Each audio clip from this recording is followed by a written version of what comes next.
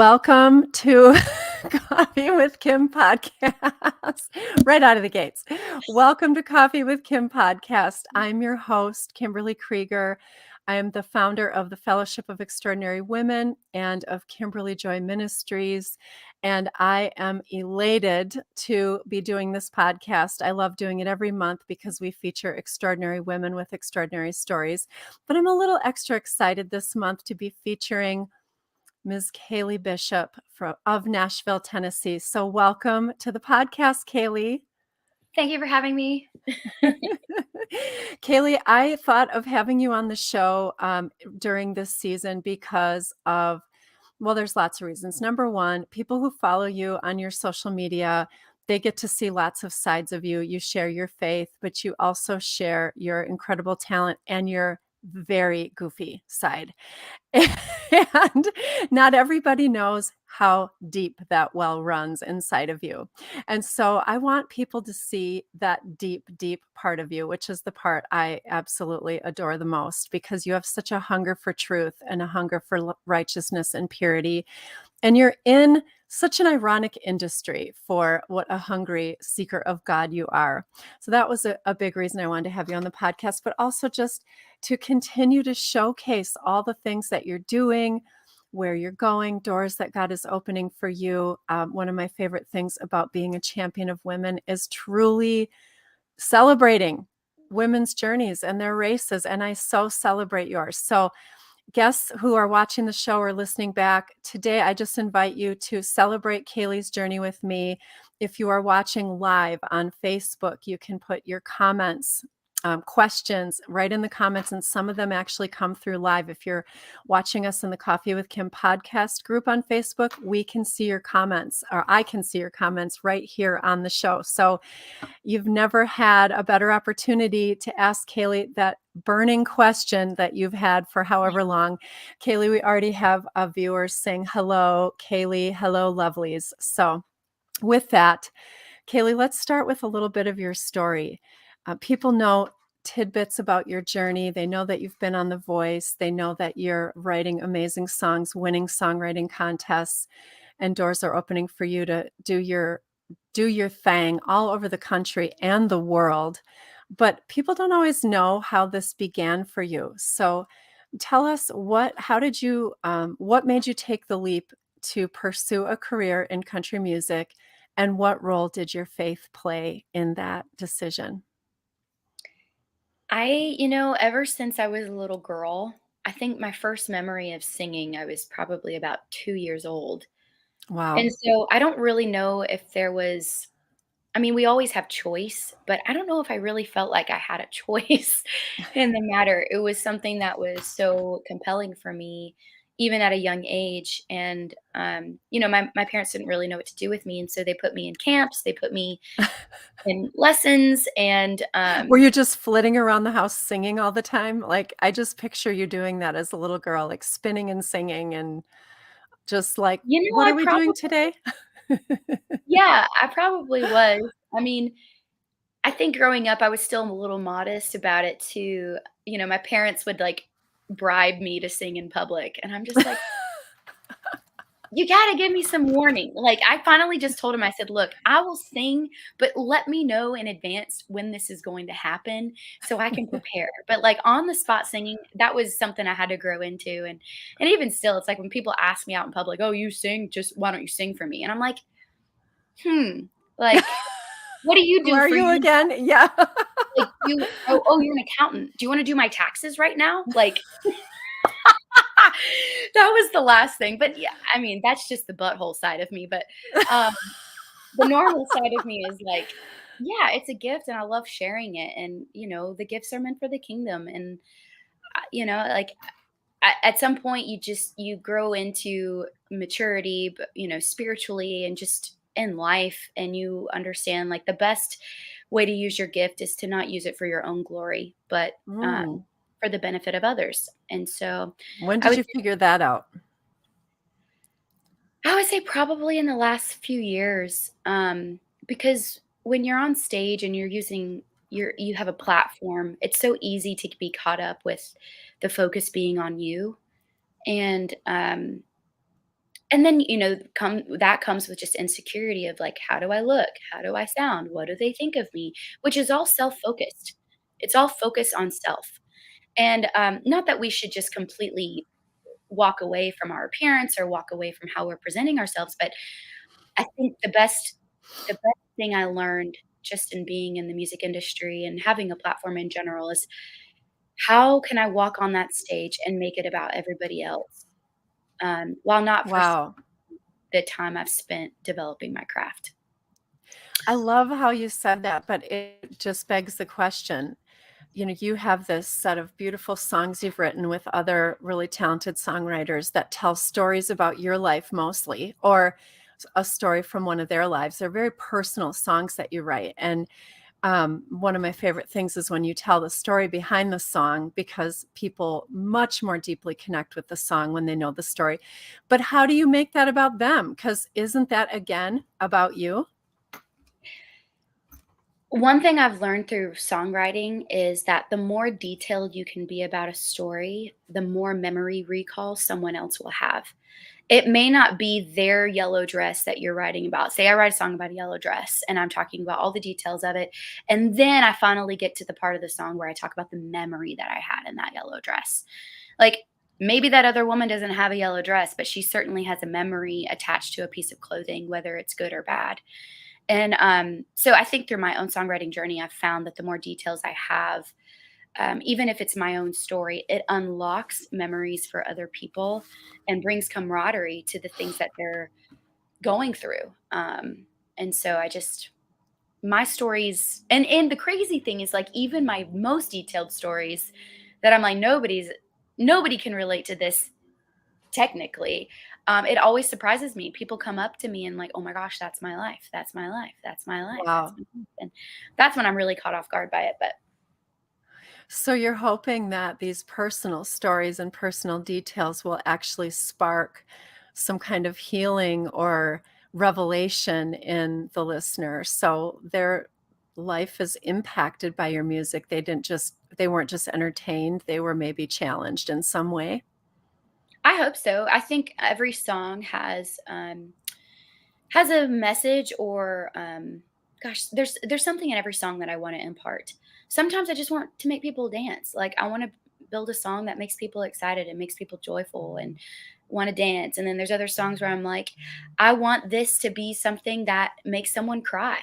Not because I'm Mm, trying to make them sad, but a lot of times we practice so much how to diminish our feelings so that we don't express feelings or emotion. Oh, it's because it's, weak to cry.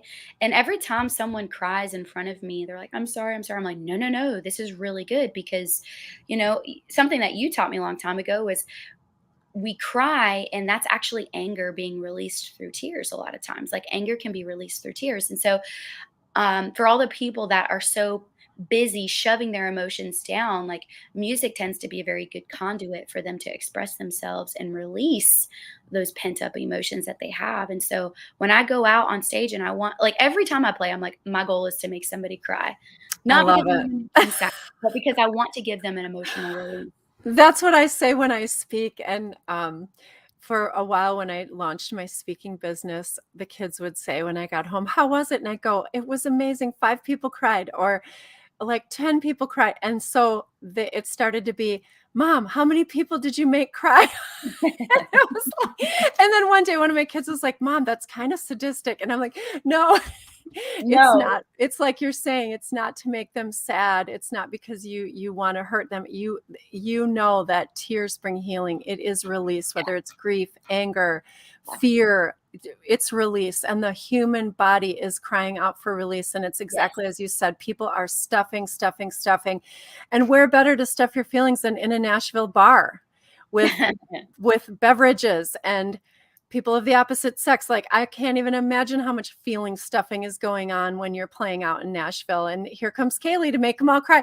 I have been in a bar with you where you do one song and you can hear a pin drop in the room when you finish your song because everybody stopped whatever they were doing and they had a moment or, an extended moment during your song and it literally made them all speechless. It's one of my favorite memories of watching you play is being in that bar in Nashville and seeing you could have heard a pin drop. And do you remember what happened right after that? You were doing I was doing my the Sunday best. Is that the one? I think so, and the very next guy who was going after you, because it was a Oh, songwriters round, he goes, "Well, I'm gonna sing about getting drunk and having sex," and then all of a sudden the whole bar was like, "Ah," you know, and all the noise came back, but, I mean, it made people uncomfortable. yeah. That's how you know you're doing it right, right? Yeah, and, I think it's like it's the same thing as communication, like, I can't control what someone's gonna do with the message that I relay, but it's my role to relay it. That's it. I And love that. so, through whatever song it's interesting, I played a show on Saturday, and the guy that booked me had found me, I think maybe just through YouTube or something, and he was really impressed and wanted to bring me out and called a guy that knew who I was just to kind of vet me to see what kind of performer I was, and I had a glowing review, and so the guy's like, "Yeah, I definitely wanna bring her out." But even still, he'd never seen me live, and so he was, like, really interested to watch, and at the end of the show, I had no idea what kinda impact I had already made on him before even showing up for the gig, but he started to tell me how his son was going through some suicidal things Mm. and how he used to be, like, this incredible athlete and, like, just top of his class, and then COVID hit, and so all the sports were basically done for because no one was gathering, and how it really thrust this guy into a depression because his identity was built upon this concept of, "I'm an athlete, I'm a really good athlete," and so when you're young as well, when you're in high school, and all of a sudden your identity gets ripped from you, yeah, I can imagine going into complete mental health issues and depression. And, Yeah. but anyway, this venue owner was like, "I heard Rewrite Your Story, and I just knew I had to play it for my son, and he was so impacted by your song." And as he's telling me this story, he starts crying. At the end of the Wow. show, he's just kinda crying, and I'm watching him, and he's like, I'm sorry, I'm sorry, I really don't wanna I'm not this guy, like, I'm not this guy." And he tried to completely just get rid of his emotions and was had to walk away because he was embarrassed, and I'm like, "There's no need to be embarrassed, like, this is amazing, and it's such a compliment to me to know that my songs are going further than I ever, set out for them to, like, you just never know what's gonna happen with your music, and so, Wow, yeah, that's it was amazing. So, getting back to where your faith played a role, I think it's fair to say faith was always a part of your life. But I've watched a real evolution in your faith journey just since I've known you. So let's talk about like where you were at in your faith when you got to Nashville and you were like, I'm going to do this. I'm going to make this happen. How much of that was faith in you making the right moves, working really hard, and how much of that was faith in God versus now? I would say there was always an underlying pulse of faith in the Lord because I definitely felt set apart and, like, that I belonged to Him, but honestly, like, I didn't include Him in the decision making. I was not Okay. I was not in a place where I was mature in my faith that I was involving Him in all of my decisions. That being said, I think when you're given a gift and you're given passion to use that gift and steward that gift, I definitely think that's, it starts in heaven. Like that's a God thing. And I don't think I was doing the wrong thing by moving here. I definitely think it was something I was supposed to be doing. But had I used God as a voice in my life and really bounced ideas off of Him and, wanted to employ what He thought about things, I'm sure my life would look different now. Um, But at that time, like, I would say I was probably just a young believer. I knew things and it was intimate to me, but it was just a different time in my faith. And then contrast that to now. What is your faith as it's woven with your pursuit of this calling on your life? What does that look like? What role does God play in that for you? In First Corinthians, right before it gets to the love is patient, love is kind section, um, it talks about how, like, if you do not love, your gifts are meaningless. You are like a clanging gong. And that was a hard lesson I learned a couple years ago. And I realized, like, oh, like my gifts, like, I don't want them to just be a clanging gong. I don't want to just be a noisy thing if I don't love. So, what does it look like to love people through what I do and just in general? It's so easy when you're an artist to be caught up in comparison and jealousy and of like, oh, they're doing that. Like, why am I not doing that? And I realized, like, it's obviously they say comparison is a thief of joy, Yes. but what about jealousy? And like I had to face the ugly green monster at one point, and God really brought me to my knees with that verse, and I was like, no, no, no, like I'm not going to be jealous of this person, which really just kind of fuels hatred if you let it go until if you don't take care of it. I'm like, I don't want to hate this person. I don't want any hatred to be found in me. So how do I love this person? How do I choose to love? And that was such a really interesting thing to work through, and it really set me free and gave me more peace. And I think now when I walk into the writing room, when I'm thinking about songs, like it's definitely an expression of things that I've walked through, and stories that I want to tell. But it's all motivated by this idea of like I have to share this not for my personal gratification, but for the breakthrough and for the ministry of others. Mm.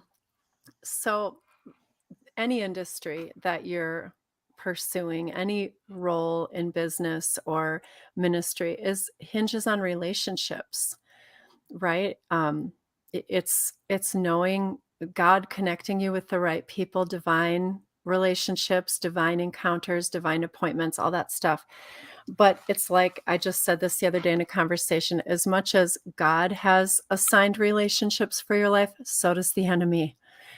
And they both have the same intent to perform their will in your life. Yeah. That's pretty scary thought, hey? So, what is the most difficult relational lesson you've learned as you're pursuing your calling in an industry that's kind of cutthroat? And you live in an area where, I mean, I can't even imagine how many people there are kind of fighting to be seen, known, and heard. It's Nashville, Tennessee. I mean, how many artists are there? Is there even like accurate statistics of how many artists just live in that town and are trying to be known, seen, and heard? And that lends itself to a lot of cutthroat kind of behavior, whether people want to admit it or not, or whether they, are proud of it or not. There's a lot of that going on. So, what was the hardest lesson you've had to learn in relationship during this time? There's been a lot of lessons, a lot of hard lessons, but I would say one of the hardest ones I had to learn, when you're a light attracts flies. And or when you're talented, or when you've got a gift and people are like, "Ooh, I like that. I want part of that." Um, and it can be in any industry when you're doing something that's very appealing, where people where there's a brand, there's something marketable there, like it's going to attract a lot of things, and it's going to attract the good and the bad and the ugly, and it's going to attract flies.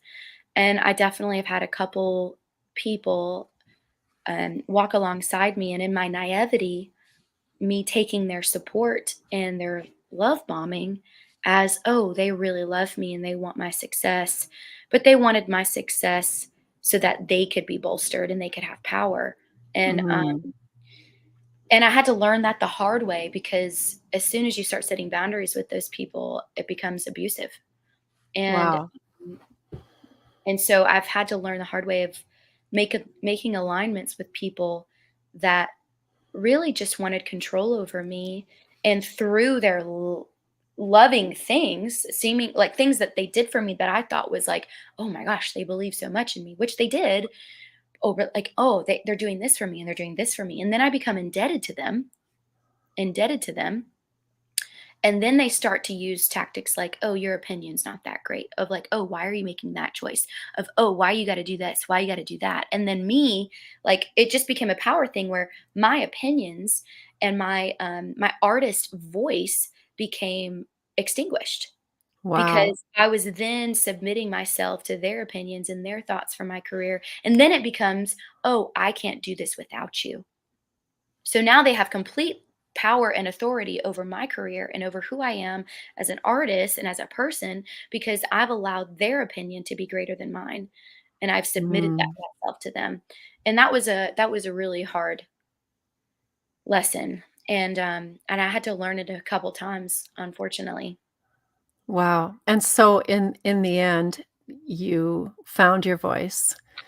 You broke those, relationships off Yeah, and regrouped, yeah, which is kinda why you're here today, right? Because who knows where you would be had you stayed in that toxic situation.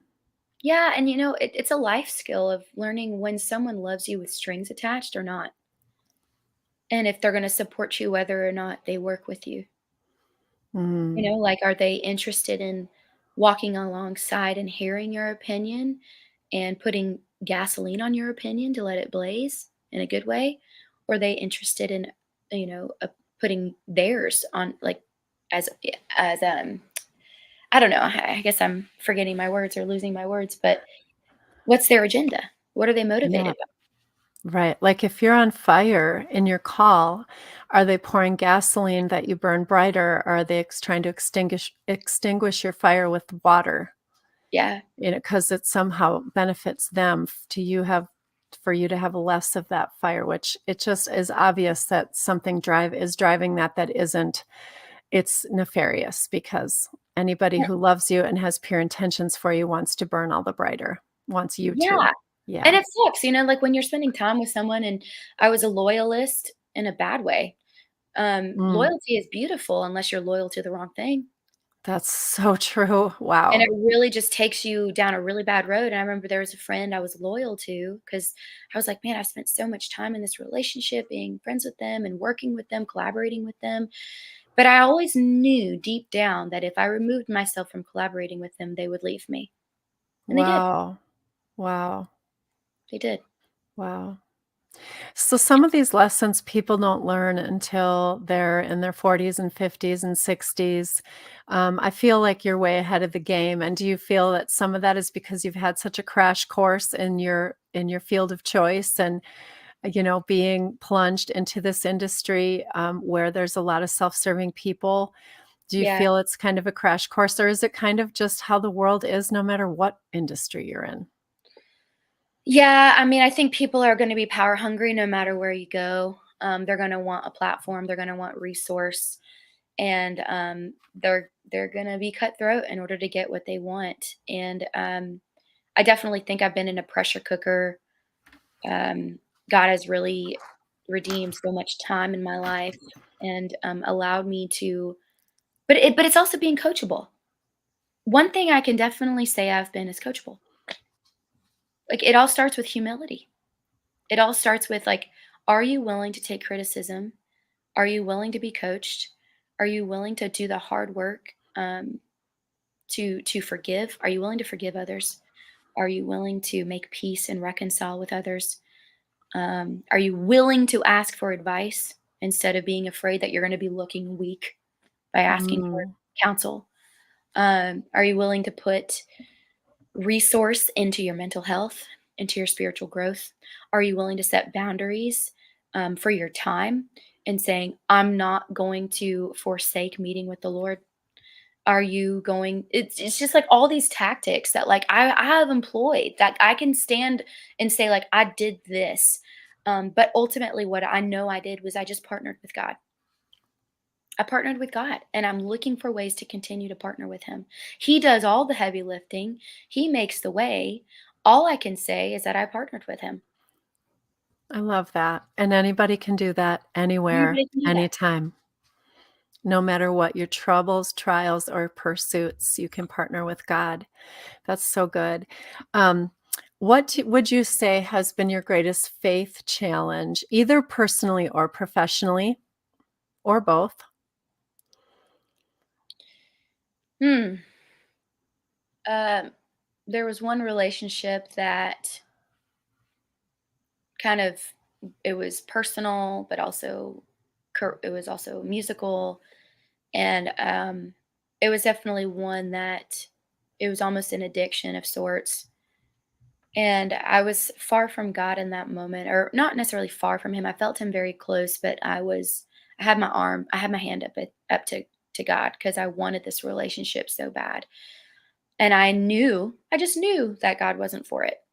I didn't even have to have a conversation with Him to know that. I knew He wasn't for it, and but I gleaned so much value from it carnally that how could I walk away from it? What do you mean by that? Meaning, I could reason it out through just earthly logic of why this partnership was beneficial to me. I was performing better. I had resources. I had, all these things. I had a list of reasons why I didn't want to walk away from this partnership. But what that did was it removed trust from God that He would have an even better partnership for me or a better path for me. And it put trust in that relationship, which was flawed and Mm. contingent on things.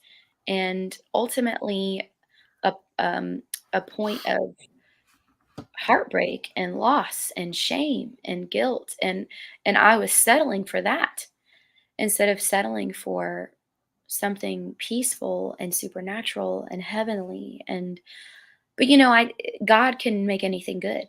So I definitely think that was something that the enemy wanted to use to take me out, but God can do anything and make anything good. And so there was still wonderful things that came from that, that I'm still using today because I know God can make a way. He Uh, he brings good from it even if it isn't good, right?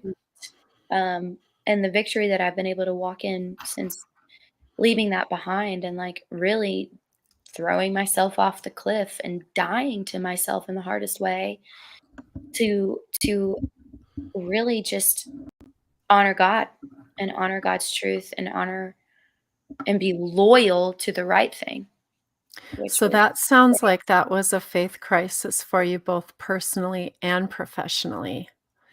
Wouldn't that be just like the enemy to, like, try to get a 2 for 1 with one relationship? yeah, I think he knew, it was all built upon, just past neglect in my life, and, he knew exactly what my Achilles heel was.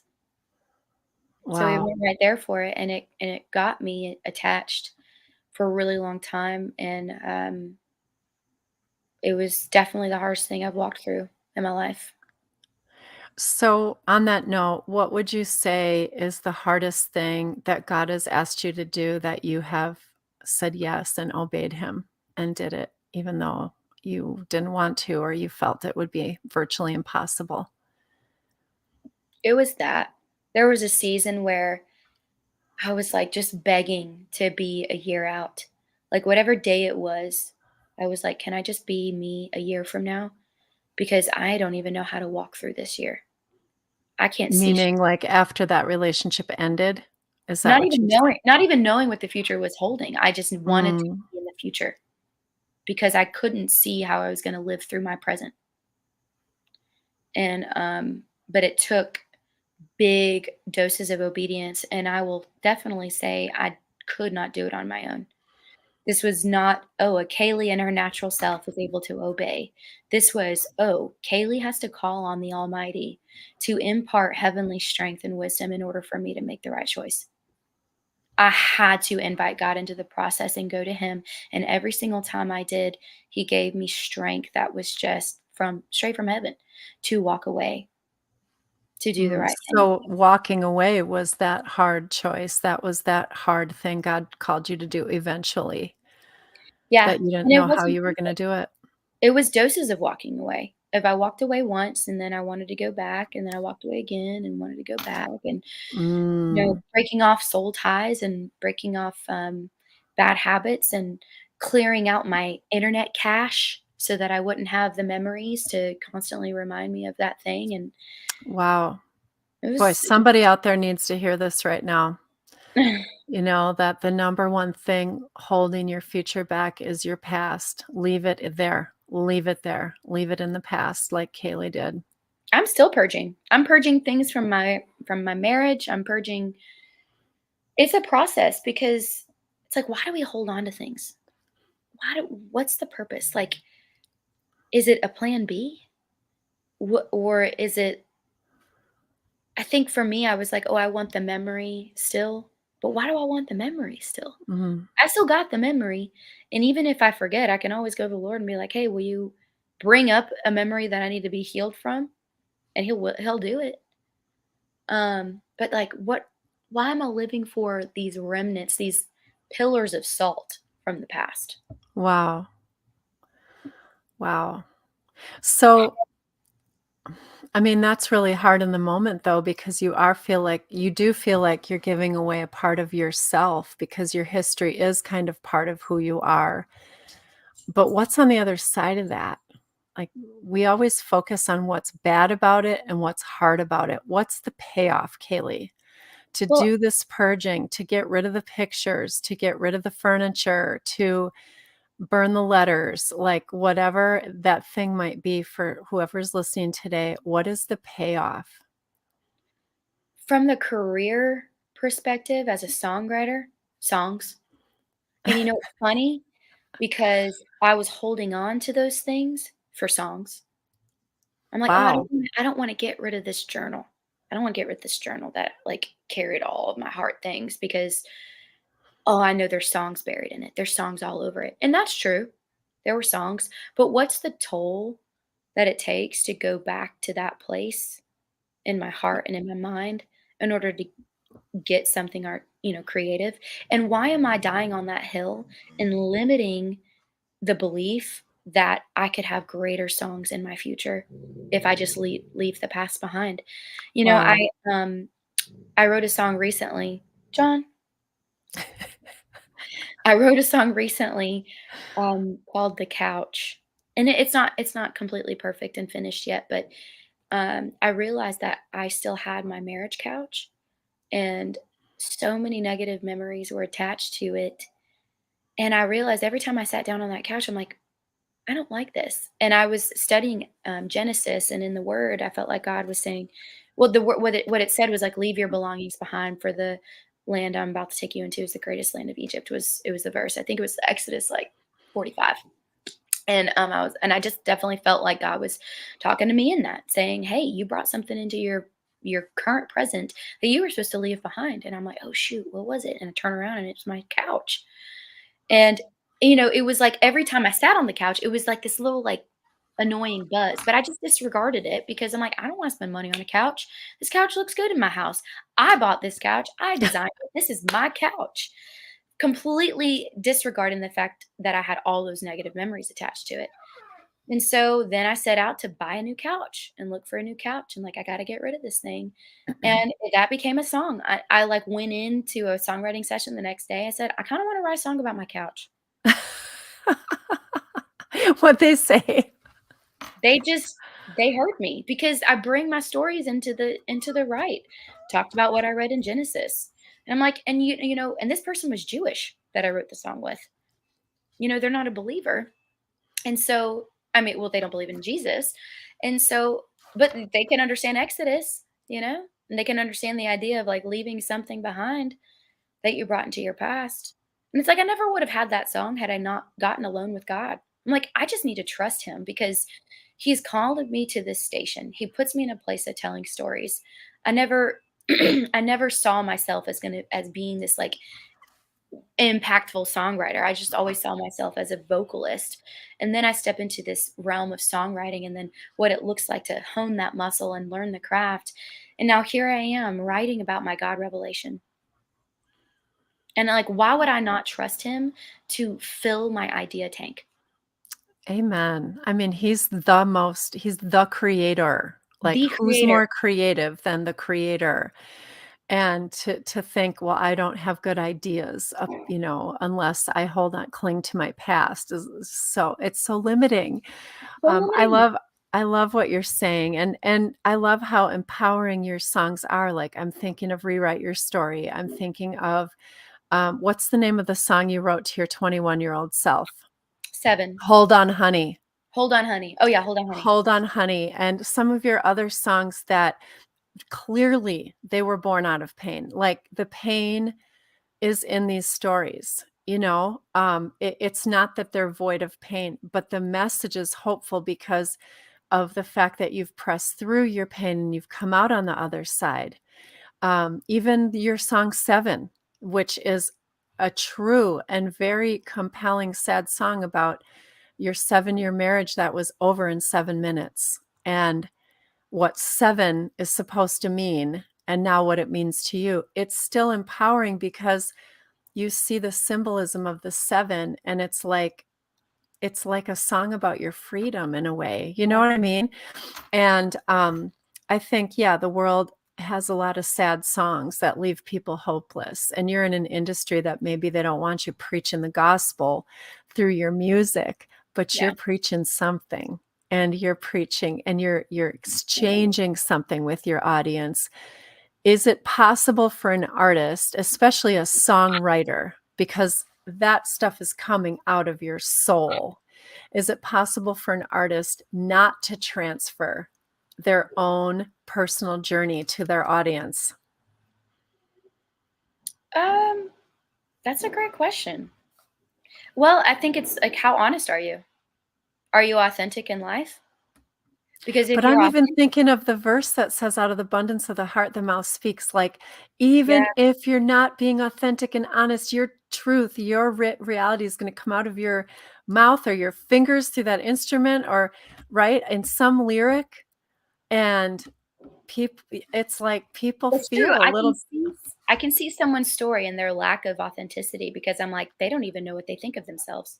They don't even exactly. know who they Even are. even their They don't struggle know. is revealed. Yeah. Yeah. Yeah, that's really good. That's really powerful. Wow. So, I wanted to make sure we have time to talk about this idea that you're in, you know, the entertainment industry. You're on the mountain of arts and entertainment. That's a, I guess, commonly known for a lot of, a lot of just really kind of flagrant lifestyle choices, not a lot of God honoring biblical worldview. I mean, Yeah. there's a lot of churchgoers in Yeah. Nashville, but that's not the same thing as living life according to a biblical worldview. It's not the same as being on the narrow road and following Jesus. Yeah. So, first of all, are you quite the minority in your industry as far as a Jesus follower with a biblical worldview? No, I feel like there's a lot of that in country music, but there's a lot of people that don't know how to profess it. They Okay. believe it, but they don't lead with that. And one of the things I get a lot just on Instagram, people are like, "Wow, I just love like it's so inspiring how you talk about your faith." And it just makes me feel like there's a lot of believers that are afraid to speak.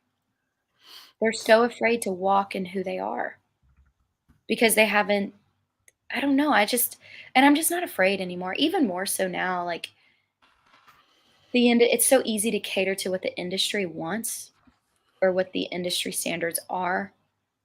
And it's like, well, if I'm leading with my faith so explicitly, where is there a home for me? But then that's again a limiting belief, a limiting question. I'm like, I how in Matthew, like I think it's right after the Sermon on the Mount or the Beatitudes, but it says you are a light on a hill. Like you don't hide it. You show your light for everybody to see what God has done in your life. And so, and because that brings glory to the Father. So it's not again to glorify me. It's like, okay, well, I got to talk about what God's doing in my life. For example, the couch. Like I got to talk about this because this is a revelation that I had, and this is for kingdom. This is for someone else to be empowered to get rid of their own couch, whatever that thing is, um, and I want to talk about these stories because they're the most like, the revelation that I get from the Lord is the most special thing. It's a gift. It's like it's the thing that I wanna talk about the most, and I can't hide it. I don't wanna hide it because it's encouraging, it's edifying, it's comforting. I wanna be all those things to God's children, and, um, and I don't know, like, I can't not talk about it now. There was a time when I was afraid, but that was just because I wasn't walking with God. He he was my savior, but he wasn't my Lord. Mm. And when Wow, he's your that's Lord, powerful. you start operating differently because you wanna serve him. You want to honor him. You yeah, I don't know. So is your career also a ministry? Yeah. And how does ministry look as you go about your day? You're maybe having songwriting appointments, networking lunches, doing events in the evening. You're being invited into this, that, and the other thing, connecting with new people all the time. Where does ministry fit with all that? It's all testimony. It's all my testimony because I'm telling the stories behind my songs. I'm talking about my God moments. I'm talking about that morning's revelation that I had with the Lord. Um, because there's so many people that are offended by God, offended by Christians, offended by the Bible. And even though God's word is like my greatest tool, my other great tool is my own testimony. And in a sea of people that are offended by God's word, sometimes they want to know how it's affected you first, because then they're more Wow. acceptable. They're more accepting to God's word because it's like, well, this is what I heard in the word this morning. This is what I feel like God is telling me, and this is what I did, and this is the fruit of that experience. And people can't argue with it. They can Yeah. choose whether or not to believe you, but I can't they can't argue with my experience. They can't tell me God didn't say that to you. You know what I mean? How would they Right. know? Yeah, Mama Linda just said this to me the other day. A man with an experience is never at the mercy of a man with an argument. And Yeah. so I just lead with that.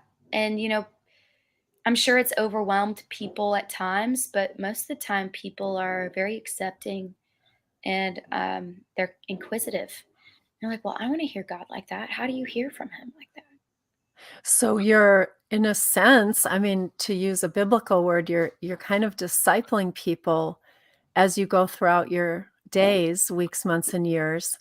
Are you also praying with people? Are you speaking prophetic words into their lives? Other parts of ministry. Are you leading worship? Are you leading people in worship toward God? Like, what do those things look like in your career?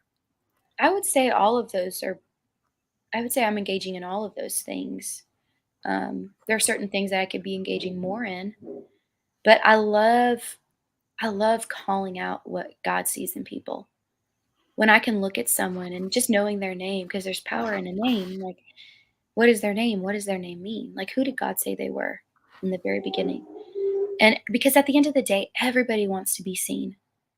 Everybody wants to be known. So true. Everybody wants to be seen and seen for the things that they want to be seen for, seen for those good things, not for the bad things, because we are so equipped and trained to talk about our bad things, to talk about the bad labels, to attribute bad labels to ourselves. But that's not how God operates. That's God's right. giving you good labels. And so what are those labels? And how much do I need to say it to someone for them to believe it? Like I have one friend, and I know my role in their life is to just love them. I mean, that's the greatest call that I have, right? To love others. But his name literally means lovable. And I just want to love on him, to love Wow. and make him feel loved. And I see how his visage changes, his demeanor changes, his face falls in a good way, his shoulders relax because it's like, wow, this is all he ever wanted. Because the most of his life he was rejected. I Wow. wouldn't know that. You wouldn't know that. How do you do that as, an unmarried woman with men in your circle? How do you show the love of God, but keep the line drawn very clear? This is not romantic. I establish value in myself. I establish boundaries. Um, people it's the word says like don't judge others, but you can judge fruit. And when you're walking with God and you're spending time with him and in his word, you're naturally going to bear spiritual fruit. You're Yeah. going to show signs of spending time with someone in heaven. And naturally people start to not cuss around you, or they're cognizant of how many drinks they've had around you. Not because I'm condemning them or saying anything, but they just know I'm operating differently, and it makes them feel like, oh, I want to like restrain myself a little bit. It's just natural. It happens naturally. And, I think leading that way, people men that normally would hit on you, once they realize how I operate, they start to mind their P's and Q's a little bit more. So it kinda comes just naturally, but also I lead honestly. Like, if someone hits on me, I'm like, "Sorry, I'm not interested in you that way." I don't I'm because of who I know I am in God, I have a confidence that's found in heaven. And so I'm not out there as an insecure woman looking for a man to make me feel validated because God is validating me. And so therefore, Wow. I'm not baiting men for attention to feel better about myself. I can walk in there and look them in the eye. I can't control if they think I'm flirting with them or if they think I'm interested all of a sudden because I'm looking at them directly. I do have men that start to grow feelings because I'm talking to them and I'm seeing them for who they want to be seen as. But I'm setting boundaries. I'm like, no, I'm not interested in you that way. But I am going to be respectful to you and I'm going to look you in the eye and have a conversation with you. Wow, I know that's it's amazing. hard. It's a dance. It really is a dance. And when I feel like someone's getting too close, I kind of back off a little bit and be like, I don't need to lead them astray or lead them down a road that I'm not walking with them. Yeah. So speaking of worship, tell us, briefly about the Little Dove Project. Little Dove project has not really been kicked off, but it is a project that I sort of dubbed based on my nickname, Little Dove, because there is definitely as a worshiper, there are songs that I've written that are worship inspired, and I would love to just write a worship record. And I've actually started writing worship songs, but just another outlet for me to release songs on that kind of platform. So TBD, TBA. Well, I just followed Little Dove Project on Instagram the other day, and I was happy to see it. I was like, "Look at that. It's Well, Little official." Dove Project followed you first because you were under recommended follows, and I was like, "I should follow Kim, Whatever, we're following each other. follow each other." Well, I love hearing about your journey, Kaylee, and you work and live in an industry that most people don't work and live in, and you put yourself out there so much more courageously than most people will ever have to. I mean, you literally get up on a stage in rooms full of strangers all the time, and you tell personal stories, and then you sing. You bear your whole soul, not only in story form, but through your talent, which obviously people's opinion of talent is so subjective. I mean, right? You can put the best singer up there and X percentage of people in the room think they're terrible. Like, opinions about just talent are so subjective. Yeah, It doesn't matter how good you are, really. You're always going to have people that are unimpressed with you. And or you offended. just or yeah, or worse, offended, right? But you are so bold and courageous, and at such a young age, you found that ability to say, "It's not about whether people like me. It's not about how, famous I am or how many followers I have. It's about this assignment on my life." And so, would you just leave our viewers, and listeners today with a word of encouragement for whatever assignment is on their life? I think I first wanna say I mess up all the time. I'm not always fearless. I'm not always confident. I make mistakes. I say the wrong thing a lot. Um, and, partnering with God is a daily choice. It's a daily choice of handing over my will in exchange for His. But it's the greatest thing anyone can do.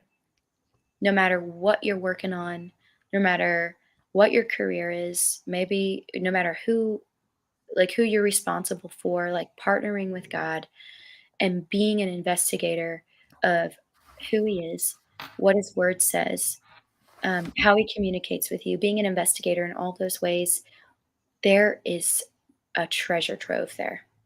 And I've never, I'm shocked at how rich my life is. as a result of partnering with him. The feelings, the range of emotion and experience that I've had ever since I decided to leave my will at his feet and take upon his. And but that's really just kind of where it starts, and the rest will unfold. Wow, beautiful. Well said. Well said.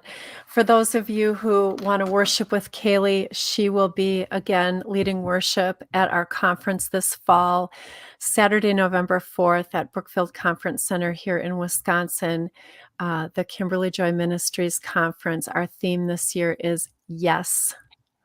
And God has a resounding yes for you in your call, in your destiny, in your true identity.